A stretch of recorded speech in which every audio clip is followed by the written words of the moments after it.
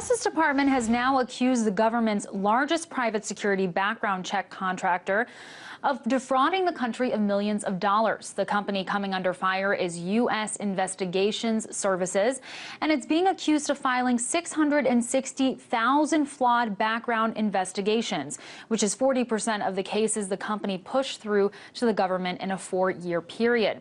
This is all laid out in a 25-page civil complaint filed by the Justice Department, which will now join a whistleblower's lawsuit against USIS that's underway in Alabama District Court. The complaint charges that the company used its close ties with the federal government to conceal its practice of flushing or dumping background checks. That means the company would often push through government cases that didn't have proper review. Federal officials say USIS conducted a faulty 2011 background investigation of both Edward Snowden and Aaron Alexis, the defense contractor who killed 12 people in a shooting spree at the Washington Navy Yard last year. In its defense, the company says the allegations related to a small group of individuals, and it added that since first learning of these allegations nearly 2 years ago, we have acted decisively to reinforce our processes and management to ensure the quality of our work. Now, joining me now is Prathap Chatterjee, the Executive Director of CorpWatch. Thanks so much for joining me. Thanks for having me, Amira.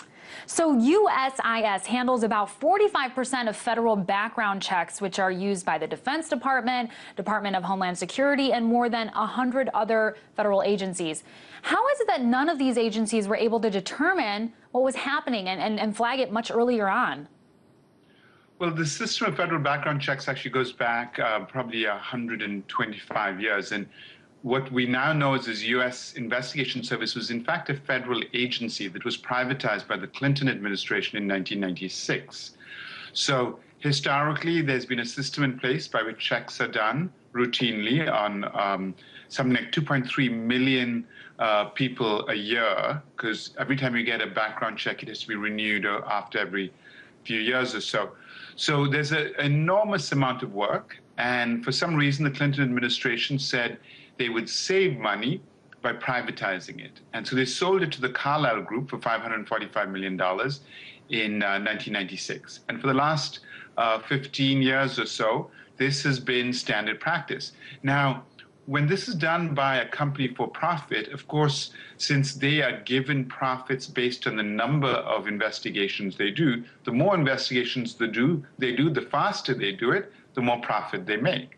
And so what you have, and in fact, even though USIS says there's a small group of people, evidence points in a different direction. There have been several lawsuits, particularly here in California, of individuals who worked for USIS who complained that the company was forcing them to work faster and faster and faster. So it's true that USIS has suspended people in Pennsylvania, but in fact, if you look at the record over the last few years, there's a group of people. There's a woman by the name of Catalina Ricaldi, who in March 2011 said she wasn't even allowed time off for breaks in her workday, and she sued the company.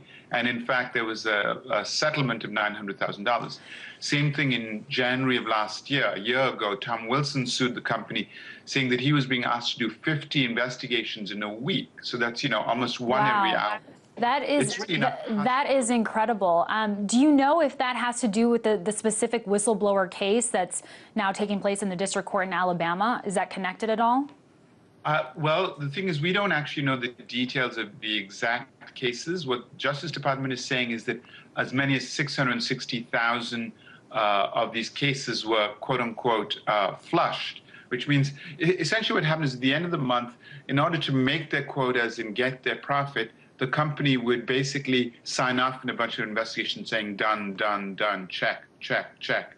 And this is what the case is about. We don't know exactly whether, for example, Edward Snowden or Aaron Alexis cases in Alabama were part of this, because the details of this haven't been revealed. And I would also, even though a lot of the scrutiny has come after Edward Snowden fled the country and went first to Hong Kong and then Moscow, I would say actually that's actually a really bad reason for them to do this investigation. Well, Pratap, I wanted to ask you specifically about that. You know, the Justice Department is going after this company in the aftermath of Edward Snowden and, of course, the Navy Yard shooter, Aaron Alexis. Had it not been for these two incidents threatening security, do you think the Justice Department would be pursuing it the way that it's doing it now? That's a really good question. And I think the U.S. government, the Obama administration, is using this in some ways, an Eric Holder, to save face and say, you know, the reason why we have Edward Snowden is blew the whistle is because of a problem outside of control. Now, in actual fact, if you look at the Edward Snowden's background, there's no reason actually to have suspected him. If the Office of Personnel Management was in charge of the investigation of Edward Snowden, I think it's actually very likely that he would have passed scrutiny. On the other hand, Aaron Alexis, the man who killed 12 people and then was shot dead last year in September, should have been, and he was checked by USIS, should have been caught. This is a man who, you know, has got into fights in Texas, in Seattle, you know, has been cited for disorderly conduct in Georgia, and he's to pass USIS's scrutiny. Right. That was Pratap Chatterjee, the executive director of Corp Watch.